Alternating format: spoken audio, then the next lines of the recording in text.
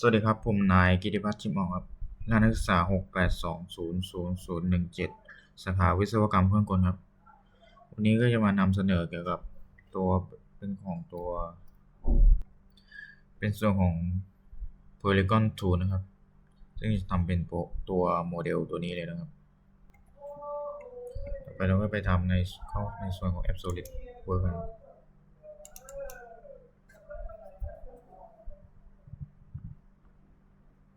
เข้าไปที่พาร์ท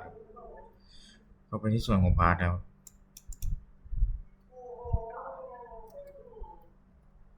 เราก็จะใช้เป็นตัวของคำสั่ง Polygon นะวันนี้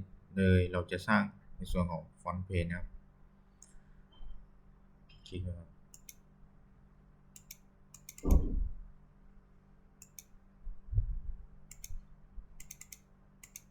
เข้าไป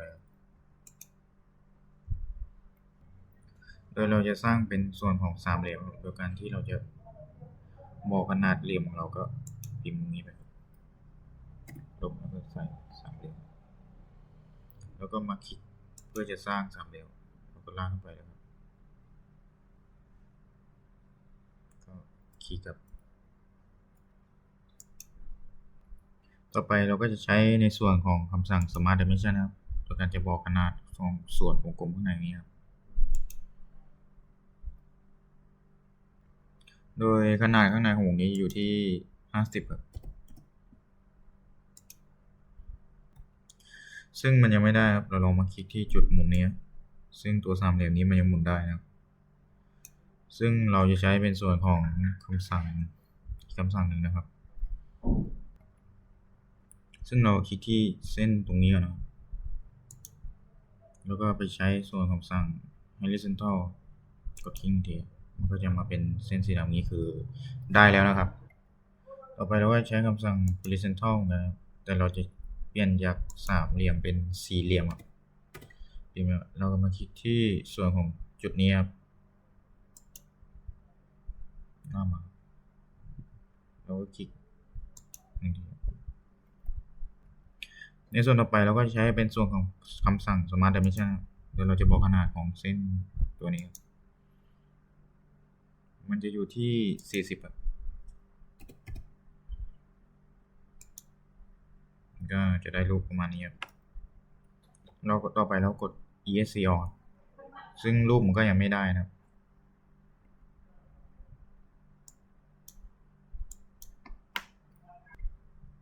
เพราะว่าตัวของไอ้นี่มันยังหมุนได้อยู่สี่เหลี่ยมซึ่งเราก็จะมาโดยการคลิกที่จุดนี้กับเส้นนี้โดยการกด Ctrl ค้างไว้ก็จะประมาณนี้โดยเราจะใช้เป็นคำสั่งนะครับกดไป1ทีไอตัวสี่เหลี่ยมนี้ก็จะมาอยู่บนเส้นอันนี้เลยนะต่อไปเราก็ไปที่คำสั่ง Polygon เหมือนเดิมเราก็จะเปลี่ยนเป็นตัวของห้าเหลี่ยมมาคลิกที่จุดนี้ลากมาให้ถึงจุดของวงกลมอันนี้คลิกทันทีก็จะได้ประมาณนี้เลยนะครับซึ่งมันยังไม่ได้นะครับ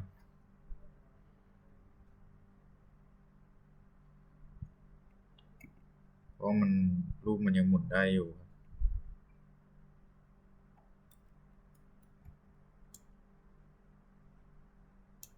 ซึ่งเราก็จะมากดส่วนของคอนโทรลเอาไว้ที่จุดนี้แล้วก็ตัวของเส้นนี้แล้วเราก็จะมาใช้ในส่วนคำสั่งของอีกอันหนึ่งนะครับเราก็มากดตัว consider point นะครับก็จะมาอยู่ที่เส้นแล้วต่อไปเราก็จะมากดที่จุดนี้นะ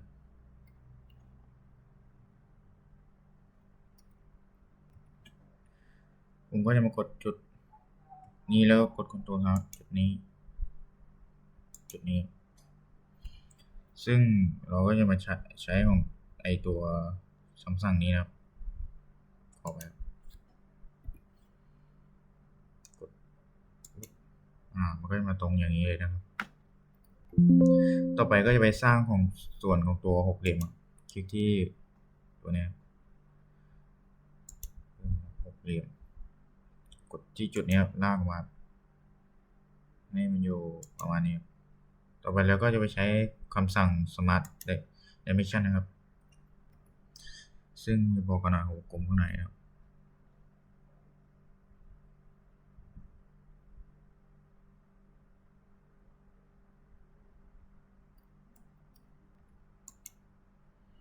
แล้วขนาดมันอยู่ที่40ก็จะประมาณนี้ครับซึ่งผมจะให้จุดตรงนี้มาอยู่พอดีกับเส้นนี้ครับเราจะกดที่ส่วนของจุดนี้คลิกหนึ่งทีแล้วเราก็กด Ctrl ค้างไว้มากดที่เส้นนี้ครับเราก็มาใช้ส่วนของคำสั่งตัวนี้ครับเส้นมันอยู่ขึ้นไปตรงพอจุดนี้ก็ขึ้นไปตรงพอดีกับไอ้เส้นนี้เลยครับก็จะออกมาประมาณนี้ครับก็